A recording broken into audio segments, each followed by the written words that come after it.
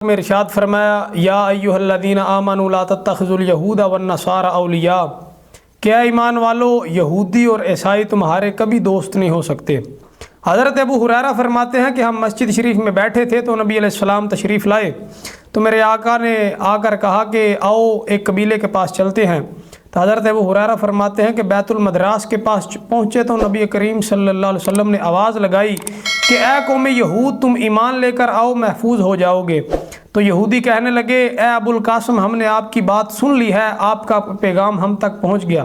تو صحابہ فرمانے لگے نبی علیہ السلام نے پھر فرمایا کہ اے قوم یہود، ایمان لے کر آؤ، تم محفوظ ہو جاؤ گے۔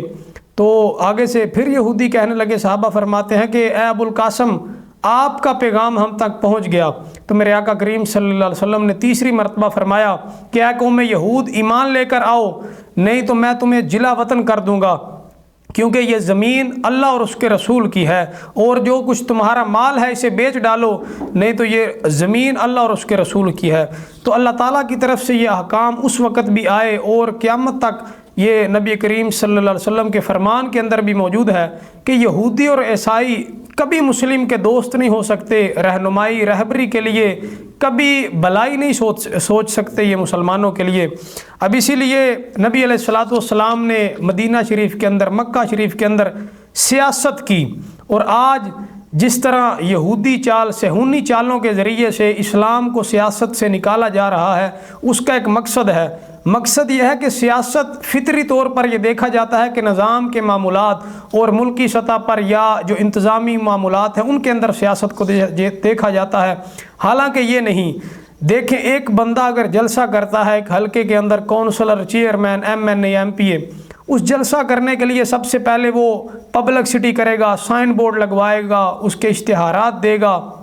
پھر کرسیاں منگوائے گا، پھر لوگوں کو بلائے گا، پھر جلسہ کرے گا، اور لوگ بھی کچھ آئیں گے کچھ نہیں آئیں گے۔ لیکن جمعہ کی نماز کے لیے لوگ تیار ہو کر ایک ممبر کے سامنے آ کر، ایک عالم دین کے سامنے آ کر بیٹھیں گے اور سنیں گے واعظ و نصیحت کے عالم دین کیا کہنا چاہتے ہیں۔ تو یہود کی یہ چال تھی کہ ان کو سیاست سے دور رکھنا ہے۔ یہ جو علماء کا جو طبقہ ہے عالم دین، یہ اگر سیاست، انتظامی اور دنیا کے معاملات کے اندر آ گئے، اگر اسلام کی روشنی ڈالنے لگے، تو پھر ہمارے لیے اس دنیا کا نظام اور اس دنیا پر قابض ہونا مشکل ہو جائے گا۔ تو یہی یہود و نصارہ کی چال تھی کہ اسلام کو سیاست سے دور کرنا ہے، اور سیاست ایک ایسا لفظ بنا کر مسلمان اور مسلمان کے ذہن کے اندر بٹھا دینا ہے کہ وہ سمجھے کہ سیاست ایک بہت الگ چیز ہے، گندی چیز ہے، اور اسلام ایک پاکیزگی چیز ہے۔ نبی علیہ الصلاۃ والسلام نے 10 سال مدینہ شریف کے اندر سیاست کی، اور جب خط پہ جو ہے وہ بھیجا کرتے تو یہی لکھا ہوتا اسلموا تسلیموا، کہ یا اسلام جو ہے وہ قبول کرو یا جنگ کے لیے تیار ہو جاؤ۔ یہی صحابہ کا جو ہے وہ مشن رہا، سیدنا صدیق اکبر، حضرت فاروق اعظم، حضرت مولا علی شیر خدا۔ اور جب سے مسلمانوں نے دین، مسجد سے سیاست باہر نکلی، پھر یزید آئے، اور ایسے جو ہے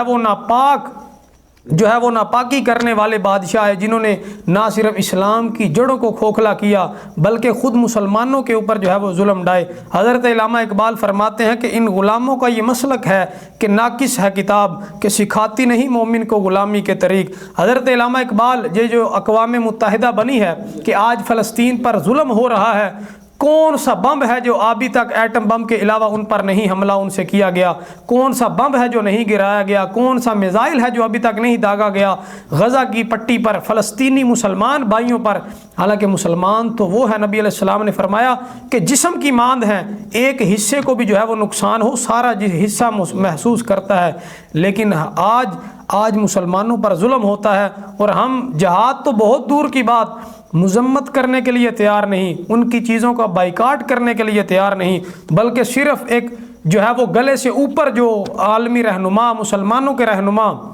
کیونکہ ان کے اوپر عوامی پریشر نہیں، ہم لوگ ان کو پوچھتے نہیں کہ آپ نے کیا ہے فلسطین کے لیے، وہ بھی صرف زبان کے اوپر سے جا کر جی اقوام متحدہ کے اندر جا کر ہم بیان کریں گے، یونائٹڈ یونین کونسل کے اندر، UNA کے اندر جا کے بیان کریں گے، فلاں کریں گے فلاں۔ اقوام متحدہ کے بارے میں حضرت علامہ اقبال رحمۃ اللہ علیہ، آپ بہت بڑے گزرے علامہ، آپ فرماتے ہیں کہ مجھے یہ تو نہیں پتہ کہ اقوام متحدہ ہے کیا، لیکن اتنا پتہ ہے چند کفن چوروں نے مل کے یہ ایک جماعت بنائی ہے جس کے اندر سب چور ہیں، ایک نے کہا کہ تم کشمیر پکڑ لو، ایک نے کہا تم فلسطین پکڑ لو، ایک نے کہا تم برما پکڑ لو، ایک نے کہا تم جو ہے وہ ایران پکڑ لو، عراق پکڑ لو، تو ایک ایک سب پکڑ لو، ان پر ظلم کرو قبروں۔ اور یہ تمام حضرت علامہ اقبال فرماتے ہیں کہ یہ تمام کفن چور اکٹھے ہوئے ہیں۔ اب جو خود چور ہوں، جو کفن چوری کرتے ہوں، کانے ہوں، فنڈنگ پر چلتے ہوں ممالک کے، وہ کس طرح انصاف قائم کر سکتے ہیں؟ تو آپ کو اور مجھے مل کر آواز اٹھانی ہے فلسطین بھائیوں کے حق کے اندر، فلسطینیوں کے حق کے اندر، کہ کم از کم ہم اگر جہاد کے لیے نہیں جا سکتے، وسائل نہیں، تو سب سے پہلے ہم ان کی چیزوں کا بائیکاٹ کریں، بائیکاٹ کریں، اس کے بعد پھر آواز اٹھائیں۔ سوشل میڈیا پر آواز اٹھا سکتے ہیں تو اٹھائیں۔ اگر کوئی علاقے کے اندر ریلی ہے، اس شہر کے اندر ریلی ہے، اور اس خطے کے اندر کوئی بھی کسی بھی جماعت کی ریلی ہے فلسطین کے حق کے اندر، ان ناپاک صہیونی جہنمیوں کے خلاف ہے، تو اس کے اندر بھی شرکت کریں، تاکہ نبی علیہ الصلوۃ والسلام کی بارگاہ میں جب قیامت کے روز ہم پیش ہوں تو ہم سرخرو ہوں کہ یا رسول اللہ، آپ کا ہر امتی ہمارے لیے اسی طرح تھا جس طرح آپ کا فرمان ہے کہ ایک مسلمان جسم کی ماند ہوتے ہیں۔ تو اللہ تعالیٰ سے دعا ہے، اللہ تعالیٰ ہمیں اپنے اسلاف محمود غزنوی، سلطان ٹیپو شہید رحمۃ اللہ علیہ، اور دیگر ایسے محمد بن قاسم جیسے، جو حضرت عبیدہ بن جراح، حضرت خالد بن ولید، ایسے جلیل القدر صحابہ اور شیران اسلام، ان کے طریقے پر عمل کرنے کی توفیق عطا فرمائے۔ وآخر دعوانا ان الحمد للہ رب العالمین۔